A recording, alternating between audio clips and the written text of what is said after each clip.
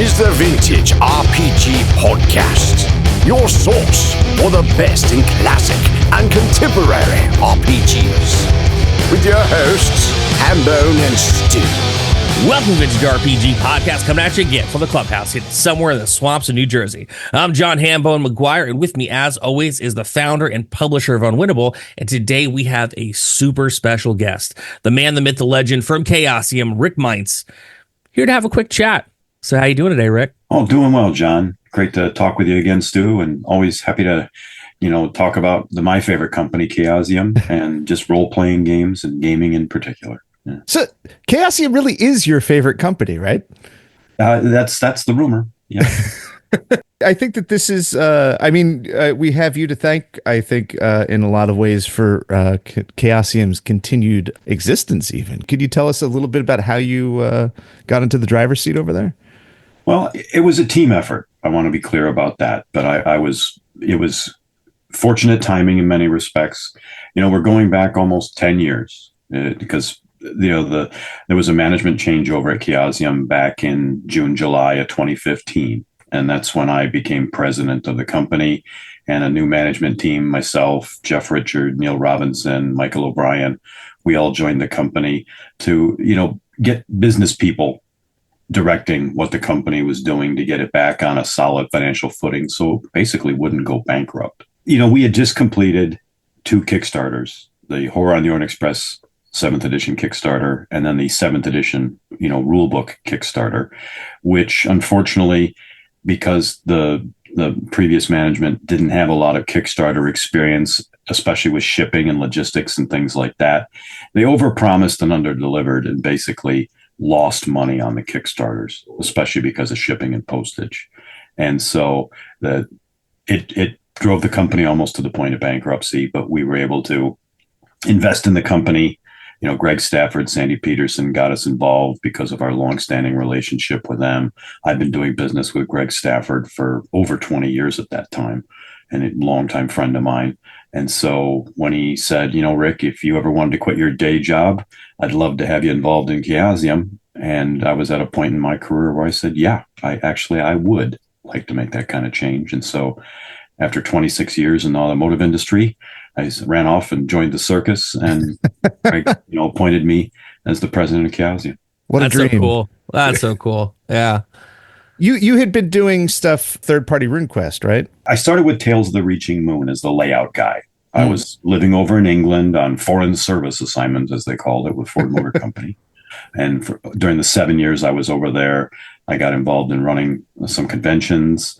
I certainly expanded a lot of my collection because there were just all kinds of European products I had never heard of or ever seen, and was certainly avidly collecting all of that. But I started out working with the Reaching Moon Megacorp, as it's known, and doing Tales of the Reaching Moon RuneQuest fanzine, although very professionally handled. And that got me working with Greg Stafford on Moon Design Publications' original projects back in the 90s, which were the Glorantha classics, getting a lot of RuneQuest 2 material back into print, which had been out of print since the early 80s. And then you recently have put out MIGS 3, right? That's the index to all things RuneQuest. Yep. Happen to have other stuff on supplementary shelves, including, since you're willing to talk about my book, and I'm always happy to talk about your books too. I got yours. Unfortunately, it's on a shelf I can't get to quickly because it's in the stacks that I still got to find room on the shelves. But yeah, my number one passion is collecting all things RuneQuest and Glorantha. So the Meints Index to Glorantha, it's far more than just an index. It's actually a visual guide to all products, all eras. Going back to the original publication of White Baron Red Moon in 1975, Chaosium's first ever publication, the war game, all the way up through 2015. I decided to focus on just the first 40 years of all things Glorantha and RuneQuest.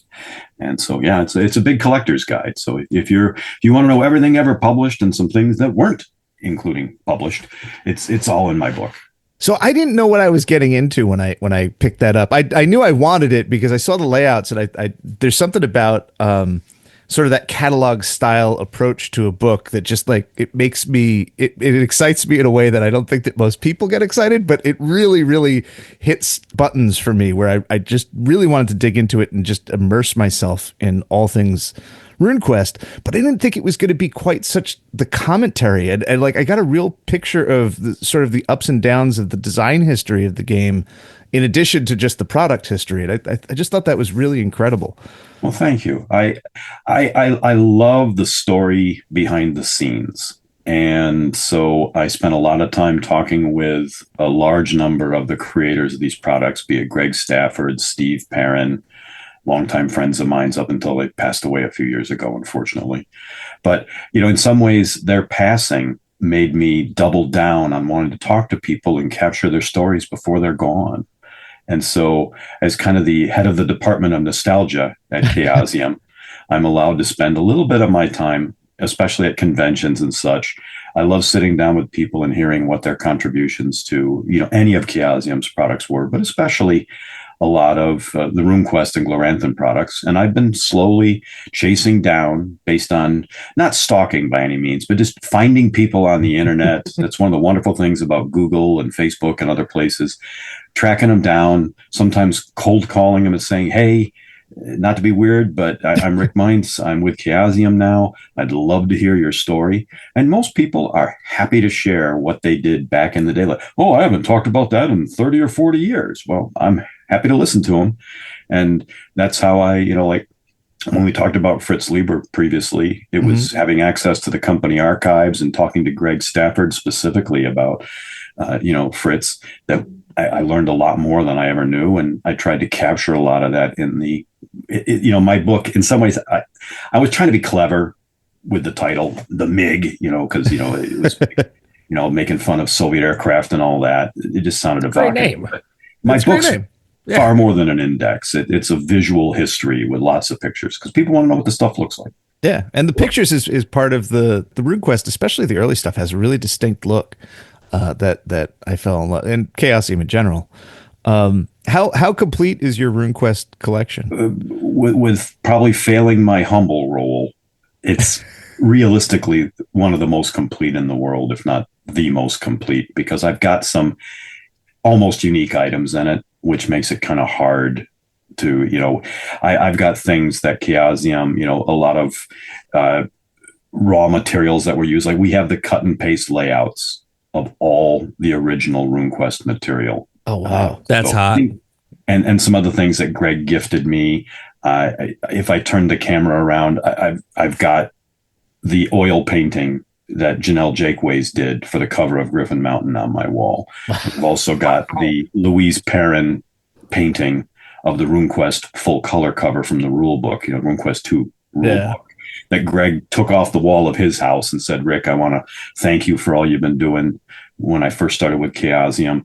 And he gifted me that painting. So with some of those kind of things in my collection, it's hard to apples and oranges with some other collectors. But, in terms of printed publications, I haven't heard of anybody who has more than I do, but there are a few people that have one or two items that I don't have. And I've got one or two items they don't have.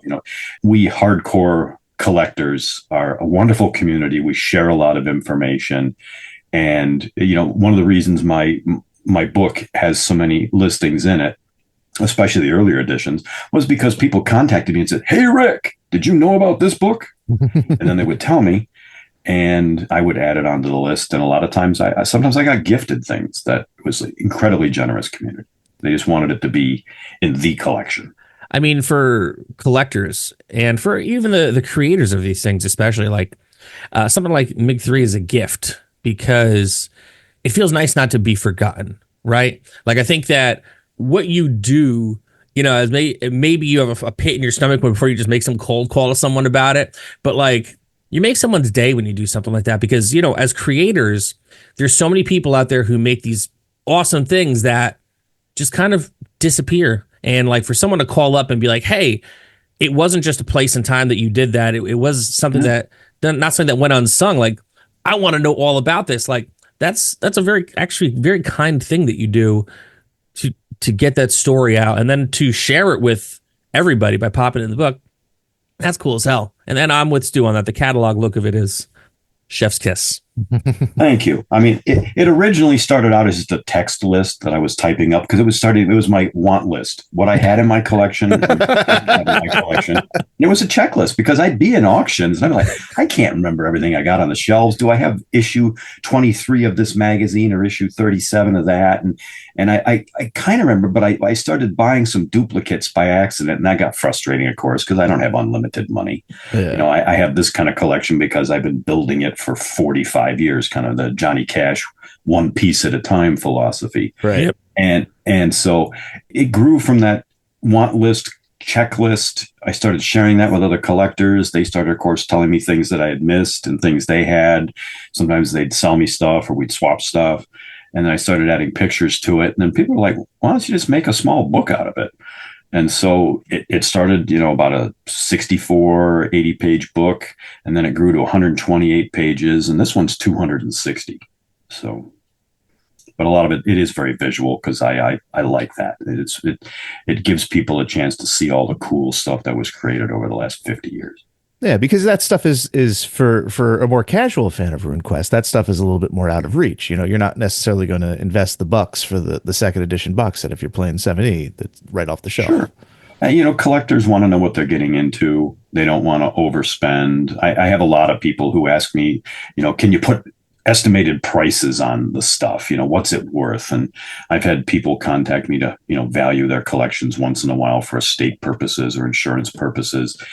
Prices fluctuate a lot. And then, it never fails if I say something's worth $100, somebody comes out of the woodwork saying, well, I only paid $3 for it at a garage sale, Rick. It's like, okay, great for you. I'm thrilled. I'm glad you did. I've had a few finds like that myself, but, pricing's kind of tough, so I kind of backed away from having estimated prices in there. But some of the items can be quite pricey. Not like rare D&D TSR pricey, 10 grand for a wood grain box set, but there's definitely some items that are worth hundreds of dollars that you want to know what you're getting into if you want to collect it. And it's always funny when you run into someone who's like, yeah, I got 4 of those. What are you doing? It's like, taking up space on the shelf, so it's time to pay for my kids' college. Like, that's what it is. Yeah, collecting's easy. Selling's tougher for me. So, yeah. Do you find, this is just a random question, but do you find that there's a lot of minute variations in Chaosium products from the early days, like just one little letter off on the serial number or whatever? And is that worth paying attention to? It depends on how complete you want to be. We have a phrase that we use regularly. We are the Chaosium, not the Ordarium. and there are lots of variations where, Chaosium, it was a small company. They were very creative people, especially back in the 70s and 80s, incredibly creative, but their attention to detail and just they weren't super consistent with, people will ask me, why does this one Chaosium box set have the dragon on the Chaosium logo facing the other way? And, unfortunately, we don't always have an answer other than they probably just did something different or weren't paying attention. Sometimes product numbers, like, with the RuneQuest box sets right behind me, the RQ2 box sets, there are, 3 main different printings, with a brown book, a green book, and a red book. But one time the product number's not on the box, and then it came back, and then they move stuff around, but little things like that. Some people, they want to collect every printing, which is kind of what I'm currently focusing on. So if there are 5 printings of something like the Thieves World box set, people want to know what the variations are. And some of the real super completists, they love finding out, well, you can tell the 5th printing because it has the barcode on the back. The first 4 don't. Or this one has brown ink for the first 2, printings, and then it switched to black ink and stuff like that. So if you're a super completist for all those editions, I can tell people, well, look to see if it says printed in Canada or printed in the United States. And that's how you can tell the difference between them. But that's realistically the only difference, is that one page saying that difference. So some people don't care about collecting both because they just want the words. They want to read it. They want to play it. But other people, they've run out of other things to collect, like me with Chaosium stuff. So yeah, I'm chasing everything. I love knowing about that kind of minutia, but early on I was like, that way lies madness and bankruptcy. I just I will send you, if I haven't sent it to you, or maybe it's been a while since I sent it to you, Stu, I'll send you my Chaosium completist checklist. It's a Microsoft Word document. It's about 10 pages, and it has it even has the canceled projects in there. Sometimes we assigned a product number to something and it never came out. But if we advertised it or assigned an ISBN to it or things like that, announced it to distribution, we're kind of stuck because changing their systems is difficult. And you don't want to have confusion when people are ordering a product. So if we announced it and then never produced it, it's a dead product number with a dead ISBN. And there are a number of those going back. And people sometimes ask me, hey, Rick, what was Chaosium publication 2341? I don't have it. Nobody knows about it. It's just a gap in my collection, and it's driving the OCD side of me crazy. I was going to say, yeah, man. 2301 up to 2340, and then there's no 41. And it only took me 30 years to figure it out because I finally found an advertisement for that product, and it was the unpublished version, the first version of Beyond the Mountains of Madness that never came out. Oh, wow. Jeez. Wow. I love that you have a specific story about it. Like of course, because of course there's people who are really upset about that. Well, they just want to know. Yeah. It's like this product never came out. They like having all the books on the shelf, all in SKU, product number order. And I get it. That's most of the stuff on my shelves is that way. Unless I put it back in the wrong order. And then someone will point out, it's like, hey, Rick, on your bookshelves behind you there, why do you have this one next to that one when they weren't published in that order? And I'm like, sometimes I'm quick and I'm lazy. So I'm just thinking about it. It never occurred to me to arrange stuff by SKU. And I'm wondering, my brain was like that a safety function of my brain so that I just avoided the pitfalls of, knowing that I'm missing certain SKUs. Chaosium is by far from unique in numbering a lot of the books on the spines. Like I know the French were big on that for a long time, where it was 1 through 28 or whatever for a series of books for like Call of Cthulhu. Yeah. And of course, if people have 1 through 17 and there's no 18 or 19, and then there's all the 20s and all the rest, some people are like, no, you can't skip numbers like that. Oh man, it killed me when I only have limited. I mean, we all have limited shelf space, but it killed me when I was just like, well, the Avalon Hill RuneQuest stuff, I don't need to keep all of it on the main shelf. I'm gonna get rid of the character sheet boxes, put them up in the loft, but they're numbered, so they're missing 2 and 3 now. Yeah, you got it. Like mine are right there. I know. And then you got to have 1, 2, 3, 4. With Vikings number 4. Yeah, Vikings. Number 5. 4 is Monster Coliseum. But anyway. Oh yeah. Oh God, I love the cover of Monster Coliseum. It's one of my favorite too, with the griffin and yeah. Do you know what happened to her? Why she sort of retired and just free? Yeah. I don't have the definitive story other than she did so many amazing pieces for Chaosium. She's one of the people I have yet to talk to. Really? I haven't tried to get a hold of her. She's not ducking me or anything else like that. No. I recently talked with Jody Lee, who did the RuneQuest 3 cover, the painting. And Jody Lee did the Pendragon box set cover. And because I was hoping to find out what happened to those paintings. They all went to a super whale of an art collector in the Far East. So I kind of missed my shot at, I was like, any chance we could get one of those for the archives? I'm willing to pay, but no, she'd already sold them all. But I haven't had time to track down Lisa Free yet, even though she did some of my favorite artwork for RuneQuest 2 and RuneQuest 3. And some of her Pendragon stuff is just like takes up space in my brain for free. Oh yeah. For years. Oh, yeah. Like that picture of Mordred looking into the jewel on his hilt. Yep. So many iconic pictures. So now I'm bumping Lisa Free up on my gotta chase them down next. I usually try to target people that I know that are a little bit more elderly, just because you never know how much time somebody's got. Right. Yeah. You'd hate to miss their stories because you didn't get to them in time, and you just never know. So, speaking of old age, Chaosium is going to have a big birthday next year, right? It's our 50th anniversary. Amazing. 1975. Stafford's Chaosium. I got the articles of incorporation and all that right up on the wall over there.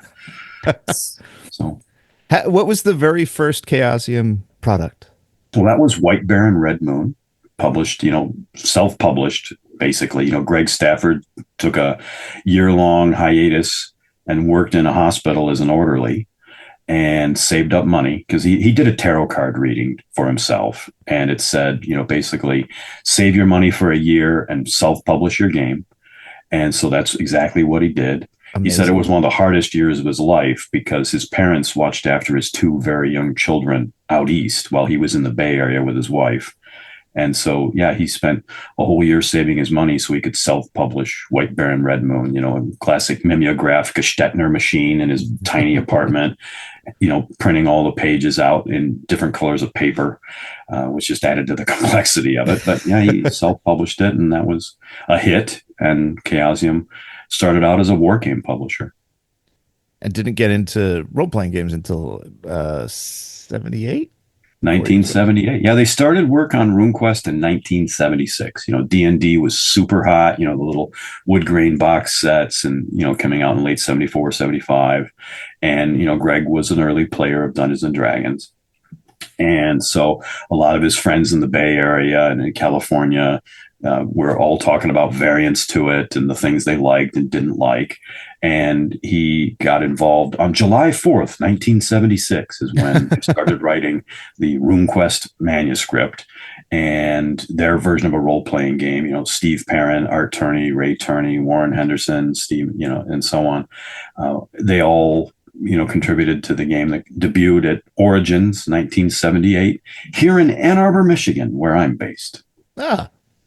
Origins was held on the North Campus of the University of Michigan, and that's where they rush printed and shipped the first copies of RuneQuest that they sold out of up on North Campus. Fun fact, on the same day in the UK, the Ramones played and essentially birthed the entire UK punk rock scene. So that was a pretty magical day for people like us who like real nerdy stuff. Totally agree. Yeah, same day at the Roadhouse in the UK. That's Roundhouse, not Roadhouse. Roadhouse always on my mind though because R.I.P. Swayze. But yeah, man, what a wild day. Jeez, Roadhouse is one of my favorite movies, the original one. Yes, we don't acknowledge that. Has 2 of the top 10 best mustaches, Sam Elliott. Right? Oh 100%. My God, 100%. Him and Magnum. Ooh. Oh man. Do you have anything special prepared for the 50th anniversary celebration? We have a lot of things in the works where, we want to make a big splash at a number of the conventions we go to. We're making a big splash at GaryCon. That's really one of the first ones we're kicking off the celebration with at conventions. And then we're doing a big splash at Chaosium Con in Ann Arbor in April. So everybody's welcome to join us there as well. And then we have Chaosium Con in the UK, which is our first Chaosium Con, specifically in the UK in May. We have Chaosium Con Australia in June. And then we're gearing up for a big splash at Gen Con, just like we had a special event room this last Gen Con. We're going to have even bigger presence and more events at Gen Con. And so throughout the year, we want to, especially at the conventions we attend, want to, share the history and joy of all of Chaosium's games with as many fans as we can. Plus, we're looking at doing some special things with some publications and things like that are, we're definitely going to have to keep moving to get those done for next year, but we'll get them done. That's pretty amazing, and it's great that you're kicking off the tour, as it were, at GaryCon. GaryCon is old school gaming, far and away probably one of the best conventions I've ever been to. Yeah, love it, absolutely love it. But that's the basics of it. There's some surprises we want to keep as we're going to announce in 2025. But yeah, 2025 is not as far away as it was. It's really we started close. Talking about our 50th anniversary. Yeah. Oh man, if I get to Gen Con again, I'm gonna have to buy so many things. I bought like 30 pounds of Chaosium books at this past Gen Con, and they're heavy since you've gone all hardcover. Listen, I told you in the JW Marriott there's a FedEx. You could easily ship it home. I should have. But you get to have stuff signed, and I know like at the last Gen Con we had Loic, one of our fantastic artists who did a lot of the work in the Gaslight Investigator's book. He was actually, during autograph signing, he was actually putting artistic doodles. I shouldn't say doodles, that doesn't do it justice. He was doing sketch work and signing it and making them super personalized. And of course, I geeked out and said, if you got a few extra minutes a week, I'd love to get one of those too.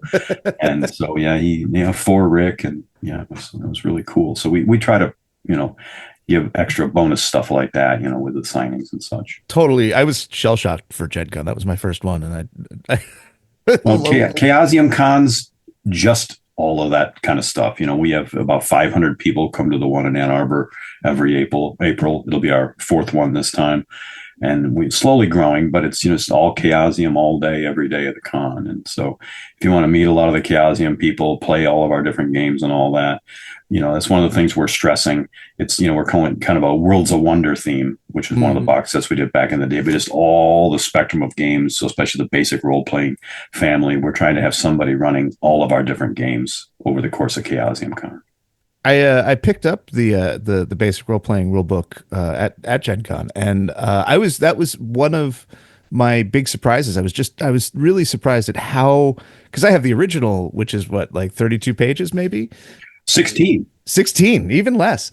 It's such a big, impressive book that really just goes for everything and does it really elegantly. I think it's a real solid system. It's been tweaked over the decades, but it's still very true to its core. We've always stressed a lot of backwards compatibility in our games. So, like Call of Cthulhu, our most popular role-playing game, currently in its 7th edition, you can use, like, because we just did the, Call of Cthulhu Classic Kickstarter back in 2021 for the 40th anniversary of Call of Cthulhu. And that was, the first/second edition of the game. And it's very true. You look between what it was when it started all the way up to the current edition, and it's very backwards compatible. And of course, it was founded, the Call of Cthulhu rules were based on the RuneQuest rules. And so we've used the basic role playing for almost all of our rule systems. And even Pendragon is sort of kind of. Oh yeah, we just instead of percentile went with a D20 because it was 5% increments, which is how RuneQuest started. Right. And so it was one of these things where, okay, instead of having 5, 10, 15, 20, why not just use a die 20 and have, the 5% is 1 and 10% is 2 and 15% is 3. And that's really the only big change. Weapon damage, armor, those kind of things, just modifying it slightly.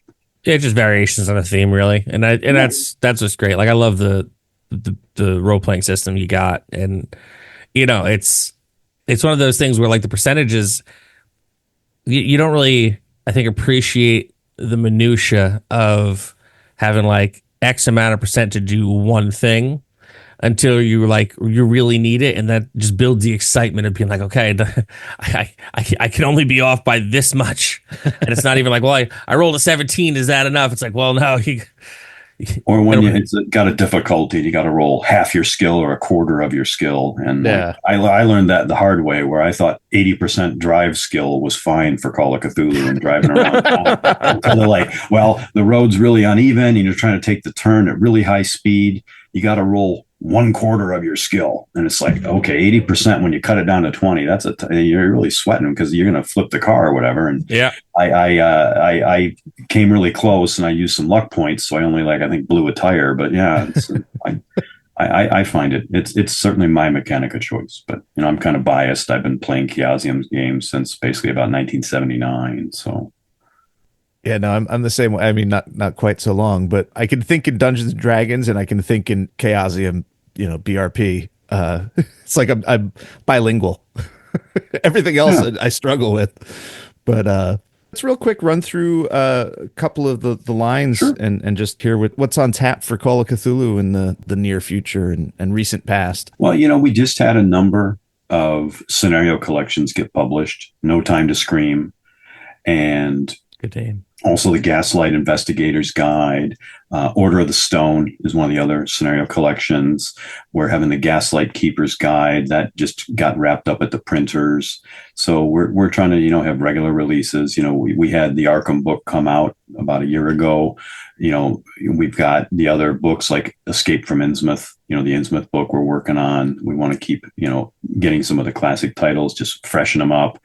Add what people always wished was in the earlier printings, the earlier editions. And so we got regular Call of Cthulhu releases coming out. And so, yeah, we're trying to get into a regular cadence. It never fails that it's hard to find that perfect amount of books to come out every year, because some people are like saying, no, don't publish too much. My budget can't handle it. Versus some other people want something, you're like, what's coming out this month? And so trying to find that happy medium. But at least, for Call of Cthulhu, we want to do, at least 4 to 6 solid releases every year. Most years we try to have a solo adventure come out, the last one being Alone Against the Static about a year ago. Which was fantastic. I love that book. Won a lot of Ennies. Brian Holland did an amazing job with it, as did the rest of the team with the art and the editing and all that. And so it won a lot of well-deserved awards. And we try to have one of those come out every year or so, because, we had, Alone Against the Flames was the first one. And, of course, we try to have those so people, if they don't have a gaming group, well, there you go. You can just play this on your own and pass it to a friend and let them try it on their own. And hopefully get a gaming group together based on passing the solo adventure around. Yeah, it's really hard. In my experience in reading other people's solo adventures, to really capture it in a way where, even though you are literally just kind of hanging out in the dark by yourself, playing and just following along, the Chaosium ones are just so exciting. They just keep you fully engaged and keep you on the edge of your seat until the very end. And it's easier to cheat when you're just doing it by yourself. So you do what you got to do. But yeah, man, it's tempting. Such good work. It's in some ways it's amazing to think that our first solo adventure came out in 1982. That's wild. Yeah. Was that RuneQuest solo, or that was the first one, Solo Quest? Yeah. And then we had some follow-on ones. There were actually 3 in the early RuneQuest series with Snow King's Bride and Scorpion Hall, and then other games like Call of Cthulhu's had some solos. Alone Against the Wendigo was one of the first ones, and Alone Against the Dark, those came out in the mid 80s, and so we've had a number of them come out for a number of our games. But all of our starter sets have a solo adventure that helps teach the rules, so that way you can just try it on your own. We try to eliminate, put on my sales hat a little bit. People come up to the booth, and if they say, well, I don't have a gaming group, well, this has solo, so you don't have to have a gaming group. Yeah. You can't use that as a reason not to buy it. Yeah, but also the solo adventures are great too, because once you get a taste, it'll excite you to maybe find a gaming group, make some friends so you could play with them, because if this is how much fun you had by yourself, sitting around a table with people doing it, or even over Discord, Zoom, because, let's face it, it's sometimes hard to get together. Like before we got on the air, I was telling you how, Stu and I haven't been in the same room to record for 5 years. Like, it's true. I think these solo adventures are really exciting enough to make you want more. And I think that's a credit to y'all who put them together. I also picked up, finally, I was saving it for Gen Con, the Pendragon books. So that was the Player's Core and the Grey Knight. Those are just absolutely everything I want Pendragon to be, like aesthetically and rules wise. And I'm also planning my Pendragon campaign. So what's on the the GM's book is almost ready to go to the printers. So we're going to have the GM's book out, early next year. And so that'll be a welcome addition. And then we've got Noble's book and other books in the pipeline. So yeah, David Larkins and team are, we're trying to get at least 2 or 3 books a year out for Pendragon, and we're on track to do that. And so, yeah, we've got some great stuff coming out for Pendragon as well. It's very exciting. I have always wanted to run Pendragon, and it has always been just out of reach. But I think that with this edition and the approach that I've seen so far through the starter kit, you guys do great starter sets. Well, thank you. I just think that I'm finally going to stick the landing, and I'm excited about it. No, we want to have a starter set for all of our product lines. Did the ElfQuest Kickstarter finish up yet, or it finished on Tuesday? Okay, it made my life a lot easier, where I didn't have to stay on top of great questions and answering people's what's coming next, and what about this, have you thought about that? And because it was as the head of the nostalgia department, I pretty much run the classic Kickstarters for the company, and it's great that it's over. It took us longer to get to even having the Kickstarter, but we had over 2,000 backers and we're heading with late pledges, heading toward almost $250,000 bucks, and that's fantastic. The Wendy and Richard Peeney and the people at Warp Graphics, especially David at Warp Graphics, they've all been just fantastic to work with. They're at least as excited as we are to have the 40th anniversary of ElfQuest, because it first got published in 1984. We wanted to get it back into print because it had been out of print since the early 90s. So, about 30 years out of print. And so we're great to get that classic edition, big 2-inch box set of it, which we never had a 2-inch box set back in the day, but it just too much stuff to have in a 1-inch box like it came out as. So, all the supplements, it's in there, and we're hoping it'll reignite interest and, possibly lead toward a new, more updated edition in the future. Okay. So that was going to be my next question. Like, is there a pathway from the classic to a new product line? Oh yeah, no. We in some ways we use the ElfQuest Classic Kickstarter as just a sounding board to see whether there would be interest in a new edition, and so we're certainly going to get a lot of feedback from the people that either have never played the game before and just picked up the classic set. We have a lot of readers of the graphic novels and comics that are trying this for the first time. And so we're expecting to get a lot of feedback on what they feel would really capture the ElfQuest ethos and how the graphic novels and the comics have portrayed things, as opposed to most people, even back in the 80s when the game first came out, thought it was a little bit number crunchy. And a little bit, numbers heavy, and especially combat being really lethal, because because Steve Perrin was the primary rules person that, he had done RuneQuest, and this was his big project while they were transitioning RuneQuest 2 over to RuneQuest 3 and working with Avalon Hill. And so they took a lot of what they were working on for RuneQuest 3 and put it into ElfQuest. And so it's a little bit more combat oriented and such than people think really fits the genre. Not that it's bad, it's just, and so I wouldn't be surprised at all if a new edition was certainly more combat light, more of a kind of almost like a storytelling game. Mm-hmm. And so that's what we're thinking out loud with those kind of things, because we'd love the new edition when the time is right. How about classics like Ring World and Thieves World? We'd love to. Thieves World's currently the RPG licenses with another company. Oh, really? I didn't know that. And Ring World, there's a movie production company that it goes back to when we had to, give up, what happened was, we published Ring World as a box set. We had the companion come out. We had Lawrence Whitaker working on a campaign and other source books. Other people were all geared up to do more projects with Ring World.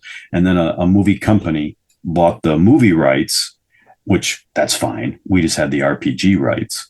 It was a very specific focus license, but the movie company said, we want all the rights for everything. We're, merchandising, whatever else, t-shirts, everything. And that included RPG and book rights. And so Larry Niven apologized to Greg Stafford and Chaosium. It just said, sorry, too good a movie deal to pass up. So I have to cancel your license. And that's what killed Ring World early. And unfortunately, the movie production companies that have come and gone over the years, they still have the rights. And we chatted with Larry Niven and his agent on occasion, and they said, well, maybe someday if we can, get a shift in the license, but it's currently not available. So Ring World's kind of love to do it again, love to do a Ring World classic and new stuff as well. But unfortunately, the rights aren't available at the moment. Ah, shucks. But no, we'd love to do more classics as and when we can get the rights. But the ones that we haven't done yet, usually it's down to the rights aren't available or we haven't been able to get them. Yeah. Well, there's always time. There's always the future. I can keep my fingers crossed. Well, Chaosium, in some ways, we've been bringing a lot of the game properties back into the company because RuneQuest, was sold off. And we had to, Greg got the trademark back, and then we got the rules, and then we, brought it back in-house and became the RuneQuest publisher again after other companies have been doing it for quite a while. And the same thing with Pendragon. It had been done by Green Knight when it was spun off back in the 90s when Chaosium was almost going bankrupt from the collapse of the collectible card game market and overprinting on Mythos. And so Pendragon got spun off, and then we got the intellectual property back just shortly before Greg passed away. And he was thrilled to have Pendragon back in the company again. And so, we'd love to have more of our classic games back in house again. And so we certainly doing what we can to make that happen, but sometimes it takes longer than we wish. Wow. CCG bottom out really did almost get everybody, huh? Yeah. I mean, sales collapsed. And people, a lot of people were, oh, well, this sold, just to put a number on it, this sold 100,000 copies. The next one, let's do 200,000. And that sold 200,000. Let's do 300,000. And then when the market collapses and you're stuck with a lot of product, in Chaosium's case, it was the Mythos standard set. Mm-hmm. They had pallets and pallets and pallets of that just hanging around full of that product. And they donated a huge amount to Toys for Tots out in the San Francisco Bay Area. And lots of buy one, get one free sales and all kinds of stuff, but they ended up having to pulp some of that just because they couldn't even afford to store it anymore, but there just wasn't a market for it. That's that whole thing is wild. Yeah, like and as much as you think, oh well, the industry has grown to the point where like, oh, that could never happen again. It could totally happen again. There's market corrections, things increase in popularity and decrease in popularity. There's always changing trends. It used to be role-playing games were a huge segment of the industry, but now, it's collectible card games followed by board games and then role-playing games itself. And, role-playing games in the overall tabletop industry were a very small percentage of the overall market. Speaking of board games, the last one I wanted to kind of pick your brain about is I recall that there was hopes of developing White Bear, Red Moon. We're looking at we definitely want to bring back White Bear and Red Moon, or Dragon Pass as the Dragon name. Pass, yeah. When Avalon Hill published it, actually we published the first Dragon Pass, it was the latest, like the 5th edition of White Bear and Red Moon. Mm-hmm. So we switched the name, and then Avalon Hill published it for this final edition. And we'd love to bring that back as a little bit more of a board game than a war game. Because war games, once again, war games were huge in the 60s, 70s, but then they really died off in the 80s. So it's a much smaller, the classic Hexes war games just aren't as popular as they once were. I mean, I think back to when I first started playing some of those war games in the late 70s. Actually, even before I got into role-playing games, I was playing, a few war games. And it's that market's changed so much that, we're looking at more of a board game for Dragon Pass. But, it's one of the things where it's, taken longer in development than we wish, but it's still on our list of games we'd like to get back into print, especially since we now have a board games division that did Horror on the Orient Express, which is, a multi-million-dollar Kickstarter. And so now that we have a dedicated board games team, we're looking at more titles in that series, using more of our IP. They've got another Call of Cthulhu, mythos-based game in the works. We're going to be demoing it a lot next year. We're even going to be demoing it at PAX Unplugged. We had some of it at Spiel Essen. Oh, nice. Just seems like yesterday Spiel just happened, but just a month or so ago. And so, we're getting more into board games now that we have a board games division. So first off, I think that I would love to play Dragon Pass as more of a board game than a war game. I recently got I backed the Divine Right Classic Edition, and I got it home, and like I was just like, it's gorgeous, but the box says like 2 to 8 hours, and I'm just like, I don't. There's just no space in my life for a game like that. And it bums me out because I want to play it. I want to have that experience, but I don't know how to have that experience. And sure.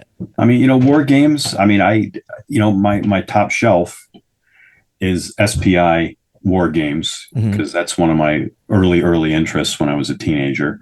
I had a group of guys that we'd get together on Saturdays and play various SPI games. And so, some of the really big detergent box ones, we have game night at my scout troop about every 3 or 4 months, where people bring in games. And, I sometimes will take just a minute to talk about just the history of games and gaming. And I brought along one of my SPI monster games, and they're like, Mr. Meints, what is this? And, sorry, every now and then, I don't know if that gesture came up on your screen as well, but sometimes it's funny because every now and then I'll do a certain gesture and I forget that I've got special effects on, be it, or if I do quotes one time, all of a sudden confetti might rain down. So I apologize for that. I've been trying to turn it off, but I don't know. In some ways I use it just as a bit of humor. But I was talking about, I brought one of the SPI war games from my collection just to talk about games for a minute. I'm like, if you think that's a long game, this game says it could take 12 people 3 to 6 months to play if you played once a week. The campaign up North Africa, say like 1,400 hours of play time. It's got over 1,000 counters and all that. So so war games, yeah, I mean they can take a lot of time. And most people, they want to play a board game that'll take maybe 2 to 6 hours, somewhere in there, depending on it. And so, yeah, that's why a lot of war games are less popular than they used to be, because some of them are a tremendous time. Yeah. I do recall, just getting back to Dragon Pass, correct me if I'm wrong, we could cut this if I am, but I recall that there was also some development work on Nomad Gods, as well as the long-lost final chapter of the trilogy. Is that Masters of Luck and Death? Yes. MOLAD for short. Yep. Is that we actually have some prototype rules in the manuscripts and such in the archives. And as the head of the nostalgia department, I can speak to the stack of stuff that I've scanned in, because we've been taking all the old Chaosium documents that we have from back in the day that either never got published or just rough drafts of things or bits and pieces and snippets. We've been scanning all it in and digitizing it so it's not lost forever if the paper ever gets destroyed or eaten by moths or whatever else. But yeah, the third game, it never really had an actual workable set of rules. Greg was really fiddling around with some great concepts, some great ideas, but it never really got to where here's a playable, play testable game. It's just a lot of notes. And so some cool stuff, but not anything where you could actually say, okay, we'll publish the unpublished game and you can actually play through a lot of it. It's just unfortunately never got close enough to that. Didn't even really have a full map. Same with the other game in the series, Shadow's Dance, which we actually do have some of the map because we got hold of William Church, who did a lot of the really early maps, White Baron, Red Moon, Nomad Gods, did the original RuneQuest rulebook maps of Sartar and Prax. I actually got hold of him, and he actually had some of that stuff that he had been working on, and he sent us scans of it. And so we have some of the map from Shadow's Dance, but we don't have any of the rules or anything. Greg didn't get that far with it. Is there any possibility of the nostalgia department doing classic reissues of some of the early Chaosium board games, like the Knights? We're looking at it. We've had some of the contact with some of the early war game authors, and some of them are interested. Unfortunately, like Steve Lortz and his brother, they both passed away. It's not that we couldn't work with their estates, but of course it's just harder to track down their kids or their other relatives or whatever who have the rights to those things. So it just makes it a little more challenging. But we've talked about getting a number of those things back into print, and so they're in the cards. It's just the nostalgia department having a staff of one. I bring these things up, but they're like, well, if you get all your homework done, Rick, you can work on that in your spare time. And so we chip away at it, or I chip away at it, but it's just trying to get more of those things out. All right. Last question. Is there any plans on creating a Chaosium-wide line of index books in the vein of MIGs? I have been working on that because, as I said, I'll share with you, I have my Chaosium completist collector list of all publications, all printings. It's pretty complete, except for maybe a few printings I just don't know about, because every now and then I just find out about something out of the blue. So I have the list. I have a working title. The book is called All Manner of Chaos. That's a great title. The Chaosium that's a great publications, title. 1975 to date. It's just, that'd be a big book. I love taking photographs of stuff from my collection. I don't know how much you spend time on Facebook, but I publish a series of ongoing posts called Out of the Suitcase, which I'll just, when I find something, I'll just take some photographs of it and talk about the history of it. And I've done about 45 or 50 of them so far. They're on the Chaosium blog on our website on chaosium.com. You can find them, but I'll just pick a publication, like I'll talk about the 5 printings of Thieves' World, or I'll talk about Perilous Encounters. just one by one going through a lot of those things and having a bunch of photos, as I try to put my Pinterest hat on and take cool photos of that stuff. So I've been chipping away at it, but that's a big thing that I'd love to do that, but there's only so much time.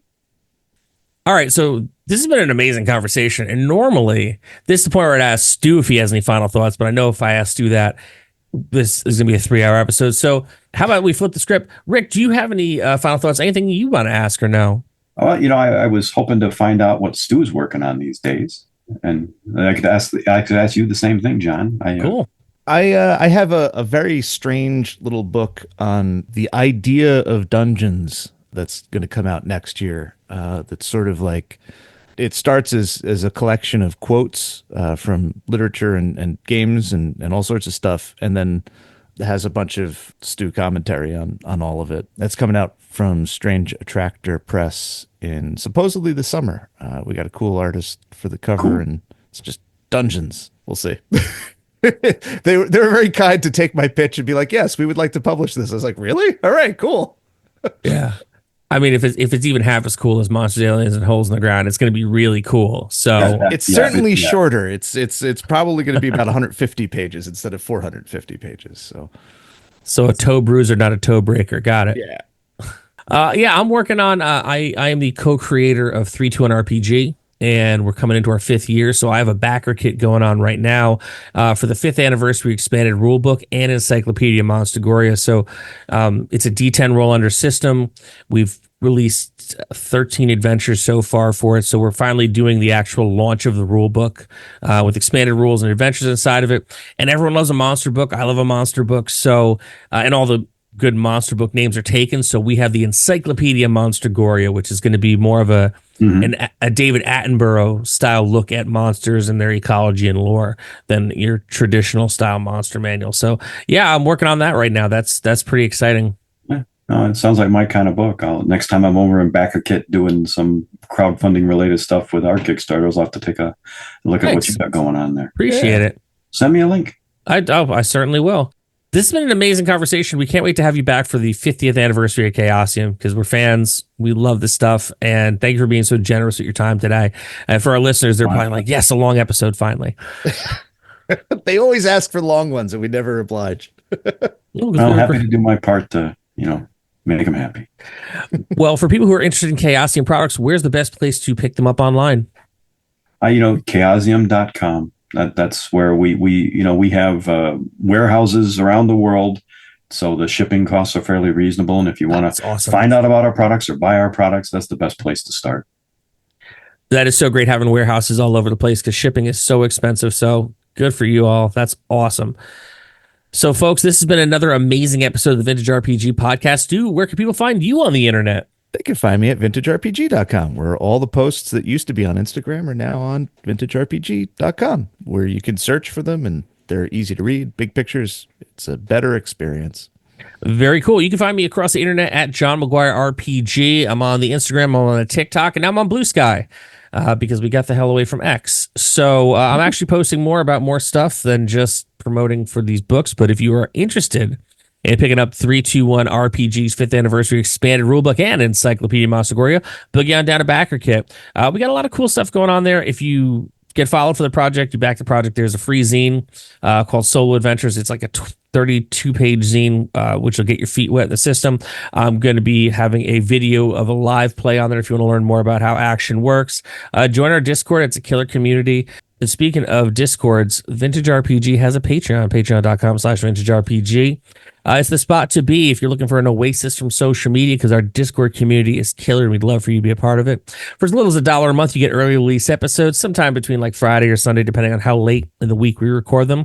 We got a behind the scenes look at the stuff Stu's working on. We have the behind the scenes look at the stuff that I'm working on.